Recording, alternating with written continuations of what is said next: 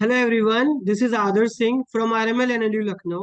हम लोग law of taught की सीरीज को आगे पढ़ेंगे और आज के इस लेक्चर में हम सीखेंगे कि डिफेमेशन क्या होता है।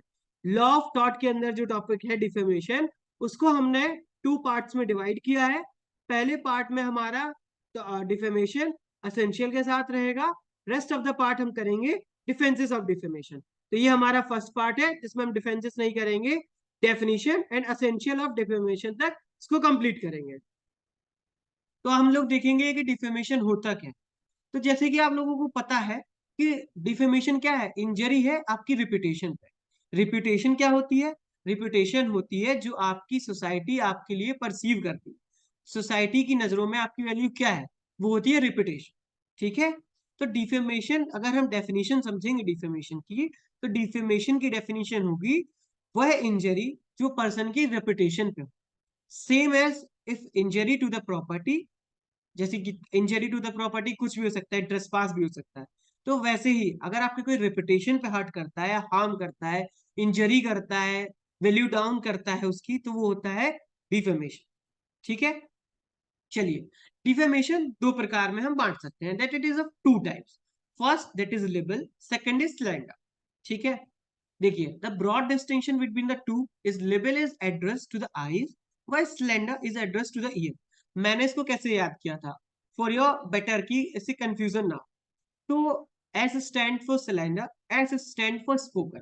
तो जो चीज सुनाई दे, स्पोकन हो और हमारे ईयर्स तक हमसे हमसे हम तक पहुंचाई जाए, वो होती है सिलेंडर। उसके अलावा जो भी है, जो रिटर्न फॉर्म में हो, जो हम आंखों से देख सकते हैं, वो होती है लेबल। ठीक है। आप लोग भी S for slander, S for spoken. ठीक है। Slander is a publication of defamatory statement in a transient form. Example of it में spoken word. Libel is a representation. कोई राइटिंग में आपको लिख के दे रहा है, कुछ भी न्यूज़पेपर में आपका कोई गलत डिफेमेटरी चीज छप के आ रही है, पिक्चर छप के आ रही है, तो वो क्या है, आप आंखों से परसीव कर रहे हैं। मगर अगर आपको सामने से कोई बोलता है कि भाई तुम चोर हो, which is a false statement and defamatory to, है ना। तो जो स्पोक किया है उसने, एस से बोला है उसने, सिलेंडर स्पोक, एस। ठीक है। तो ऐसे आप लोग याद रख सकते हैं, नोट्स बना रहे हैं वो एस बड़ा लिख ले, ऊपर लिख ले सिलेंडर और नीचे लिख ले स्पोकन। समझ रहे हैं? चलिए, अब देखिए, अंडर इंग्लिश लॉ डिस्टिंक्शन है लिबल और सिलेंडर में। तो वहां क्या होता है कि क्रिमिनल लॉ में लिबल को तो मानते हैं वो लोग, लिबल को कहते हैं कि हाँ it is a defamation, but cylinder को नो। ठीक है। वहां सिलेंडर को नहीं मानते। तो under the law of torts, cylinder is an actionable save in exceptional cases. ठीक है। On only on proof of special damage. Label is always actionable पर से without proof of any damage. ठीक है। ये होता है।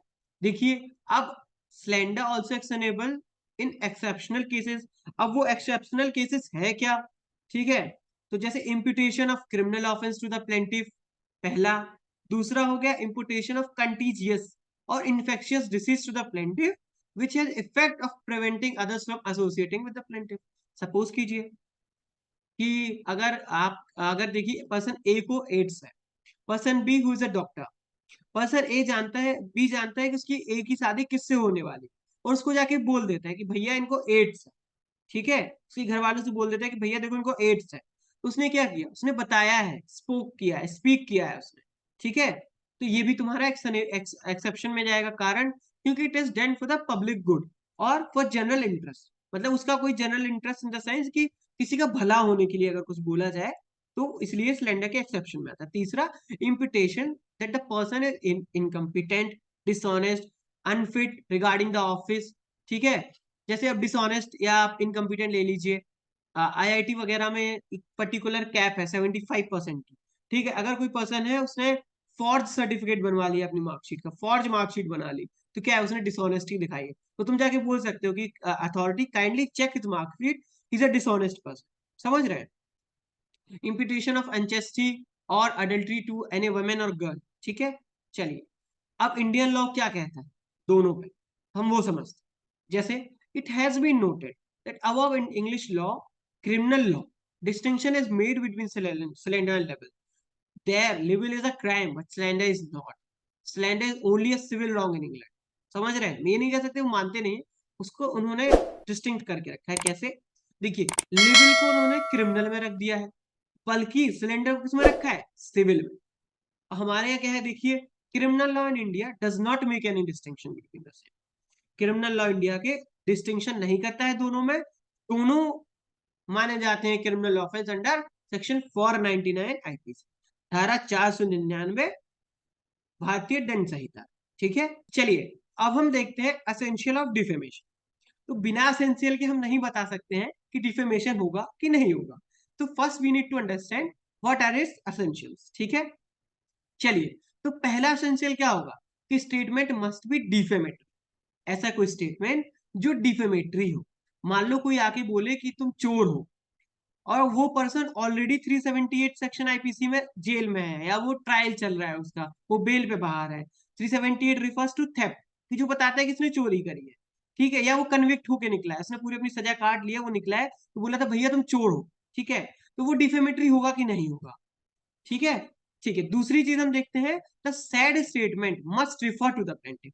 मान लो मैं बोल रहा हूँ कि तुम चोर हो, ठीक है, लेकिन तुम वहां खड़े ही नहीं हो सामने, मैं रिफर कर रहा हूँ दूसरे पर्सन को जिसके पास 380 का केस लगा हुआ है आईपीसी में। 380 रिफर्स टू थेफ्ट ओनली। अभी आप इतना समझ के चलिए वो चोरी से ही रिलेटेड है। ठीक है, टेक्निकल एस्पेक्ट जब आप लोग आईपीसी पढ़िएगा तो समझ लीजिएगा। ठीक है, the statement must be understood by right thinking.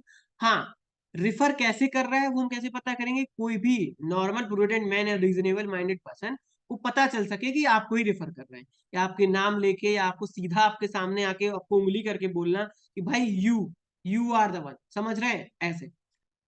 चलिए अब हम देखते हैं कि थर्ड कंडीशन क्या है। तो थर्ड कंडीशन है स्टेटमेंट मस्ट बी पब्लिश। कैसे पब्लिश? मतलब पब्लिश का हमारा सीजन सीधा सीधा इसमें जूरिस्प्रूडेंशियल एसेंस क्या है, हमने क्यों पब्लिश कराने का एसेंशियल डाला है, ताकि तीसरे पर्सन को तो पता चले।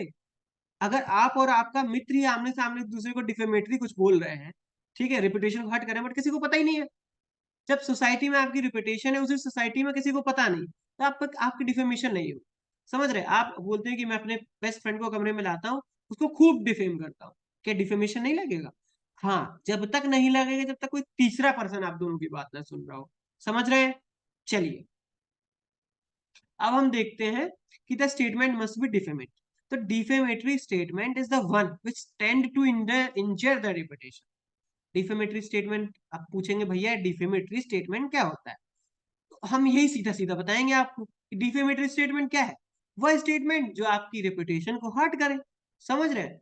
Defamation is a publication of statement which tends to lower a person in estimation of the right thinking members of the society. देखो आ गई यहाँ पे बात, क्या मतलब है? Right thinking members of the society के सामने, या जो सोसाइटी इन जनरल है उसके सामने आपकी रिपुटेशन क्या है, समझ रहे हैं, उसको अगर हर्ट कर रहा है तो वो होगा आपका डिफेमेटरी स्टेटमेंट। ठीक है, केस है इसमें, केस नोट कर लीजिए। आप लॉयर्स हैं तो आप इनको तो अच्छे से जानते होंगे। Shri Ram Jethmalani ji versus Subramanian Swamy, when a commission of inquiry was examining the facts and circumstances relating to the case. इसमें क्या एक कमीशन थी जो इंक्वायरी कर रही थी कि श्री राजीव गांधी जी के असोसिएशन जो हुआ था, तो उस पर क्या हुआ था। तो डिफेंडेंट ने बोला एक प्रेस कॉन्फ्रेंस में कि वहां के चीफ मिनिस्टर को तो पहले से पता था कि होने वाला है। ठीक है, तो the statement made by the defendant उसको डिफेमेटरी माना गया था। समझ रहे हैं?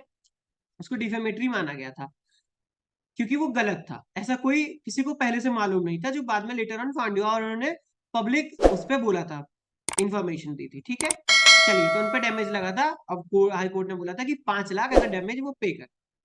चलिए दूसरा देखते हैं कि अब आप बोलें कि भैया क्या ये पॉसिबल है कि मैंने उसको तो सीधे सीधे बोला नहीं कि उसने मेरी पेंसिल चुराई है या वो चोर है, तो कैसे पता लगेगा? मान लो अगर किसी पर्सन ने ऐसे बोला है कि वो जो रेड शर्ट, पूरी क्लास में रेड शर्ट तुम ही पहने हुए हो, जो रेड शर्ट में बच्चा है वो बहुत चोर है, वो हर बार किसी ना किसी का पेंसिल बॉक्स चुरा के ले जाता है। तो उसने क्या है, डायरेक्टली तो नहीं बोला बट इनडायरेक्टली आपको डिफेम किया है। तो इनडायरेक्टली डिफेमेशन क्या होती है? इनवर्ड। ठीक है, जो आपको जैसे बोल दे कि आप ये जो पर्सन रात को सुबह 6 बजे उठ के वॉक पर जाता है मेरे घर के बाहर से, वो बड़ा चोर इंसान है, वो हर बार मेरी साइकिल चुरा के ले जाता है बाहर से। कभी कभी 2 साइकिल लिए, दोनों उसी ने चुरा लिए। तो क्या सुबह 6 बजे उठ के तुम ही मॉर्निंग वॉक पे जाते हो उसके घर के बाहर से, है ना? तो इनडायरेक्ट डिफेमेशन इज इनर्ट। चलिए आगे चलते हैं। ये सारे जो नोट कर रहे हैं वो एक प्रॉपर एक ट्री या मैप, माइंड मैप बना सकते हैं ऐसे उसको डिवाइड करके, ताकि उनको इजी रहे लास्ट में रिवीजन करना भी। ठीक है, चलिए तो अब हम देखते हैं कि intention to defame is not necessary. अब आप बोलेंगे कि डिफेमेशन में इंटेंशन तो नहीं थी मेरी, मैंने तो ऐसे ही बोल दिया है भाई। अब नेक्स्ट केस में जो है, तो हम हमारा लॉ कहता है कि भैया आप चाहे इंटेंशन रखो चाहे ना रखो, आपने अगर डिफेमेटरी सेंटेंस बोला है, उसकी रेपुटेशन हार्म हुई है, और उसकी वजह से किसी थर्ड पर्सन ने वो सेम चीज सुनी या देखी या लिखी देखी या सुनी है, तो क्या वो डिफेमेशन होगा? हाँ, इंटेंशन इज नॉट नेसेसरी।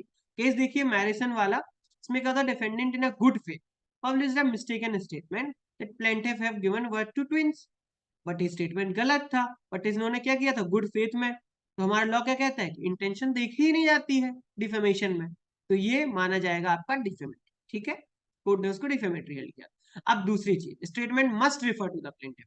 तो statement must be understood by right thinking person, कि वो स्टेटमेंट रिफर हुआ है प्लेंटिफ को, समझ रहे हैं?